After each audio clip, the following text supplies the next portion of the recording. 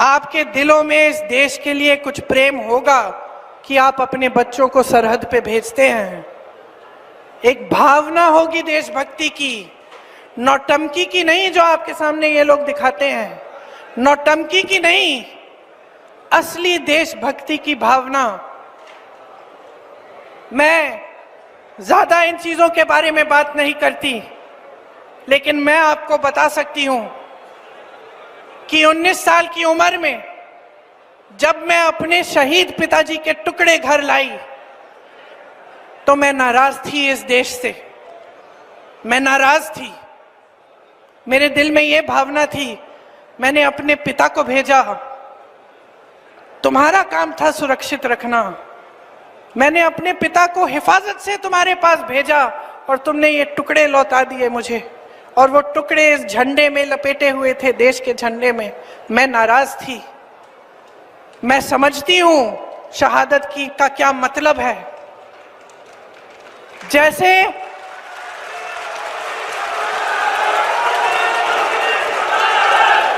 आज मैं 52 साल की हूं, आज मैं 52 साल की हूं, पहली बार मैंने ये चीज सार्वजनिक ऐसे मंच पे कही है। लेकिन वो जो नाराजगी थी मेरी, आस्ते आस्ते मैं समझी कि उस तरह की जो नाराजगी होती है वो सिर्फ उससे होती है जिससे प्रेम करते हैं हम। मेरे देश के लिए मेरे दिल में कितना प्रेम है, मैं कैसे समझाऊं। जब मोदी जी मंच पे खड़े होकर मेरे पिता को देशद्रोही बोलते हैं, जब मोदी जी कहते हैं कि मेरे पिताजी ने कोई कानून बदल दिया अपनी मां से विरासत लेने के लिए, तो मेरे दिल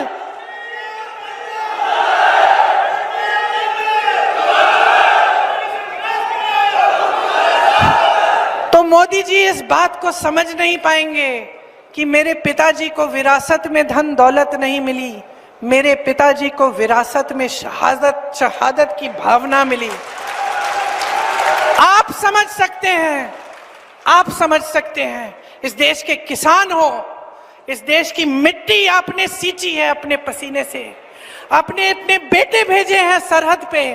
जब आपके बेटे शहीद होते हैं इस देश के लिए, तो मैं जानती हूं कि आपके दिल में क्या भावना है, क्योंकि वही भावना मेरे दिल में है। जो पुलवामा के शहीद हैं, जब वो हुआ, पुलवामा का हुआ, उनमें से कुछ परिवार यूपी के थे। उस समय मैं यूपी में थी, मैं गई उनके घर, और ज्यादातर परिवारों में पता है क्या बताया उन्होंने मुझे? जो बच्चे बचे थे उन्होंने कहा दीदी हमको भी सेना में भर्ती होना है। एक लड़की थी, उसका भाई एयरफोर्स में था, उसने कहा दीदी मैं पायलट बनूंगी, मैं एयरफोर्स में भर्ती होंगी। यही है शहादत की भावना। ये भावना मोदी जी नहीं समझ सकते। जो मोदी जी इंदिरा गांधी जैसी एक शहीद के बारे में उल्टी सीधी बातें करते हैं, जो मोदी जी इस भावना को देख के सिर्फ परिवारवाद देखते हैं लेकिन देशभक्ति नहीं देखते, देश की सेवा नहीं देखते, वो इस भावना को नहीं समझ सकते। मैं आपको ये कहने आई हूं, मैं आपको ये कहने आई हूं कि हमें देशद्रोही कहें, हमें घर से निकाल दें, मेरे भाई को संसद से निकाल दिया, हम पे केस डालें, मेरे भाई पे इतने केस डाल दिए कि कभी इधर कभी उधर, कभी गुजरात में कभी बिहार में वो जाता है कचहरी, जाएगा, कुछ भी कर ले, मार डालें, लेकिन ये भावना हमारे दिल से कोई नहीं निकाल सकता।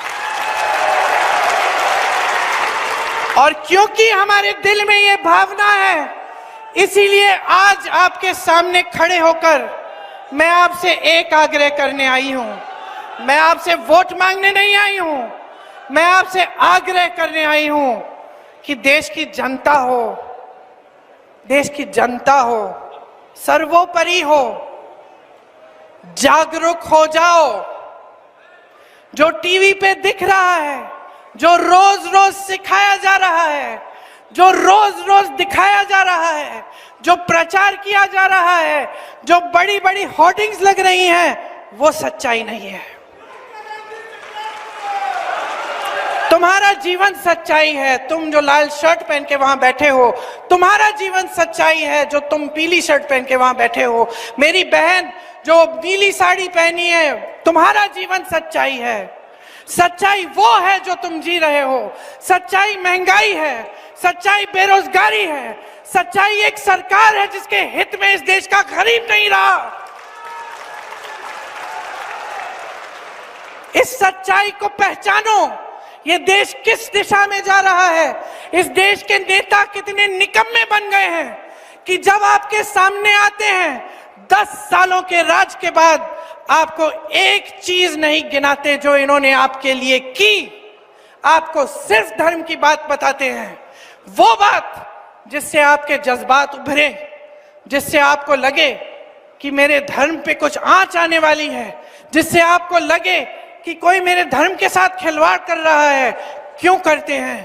क्योंकि उसके जरिए आपका वोट लेते हैं और सत्ता में रहते हैं। पहचानिए इनको, इनकी सच्चाई को पहचानिए। हम सब धार्मिक हैं। इस देश में कोई ऐसा नहीं है जो धार्मिक नहीं है। इंदिरा जी ने मुझे सिखाया पूजा करना। पूजा का कमरा था उनके कमरे के पास, रोज सुबह बैठती थी। इंदिरा जी ने सिखाया। राजीव जी के साथ में मंदिर जाती थी।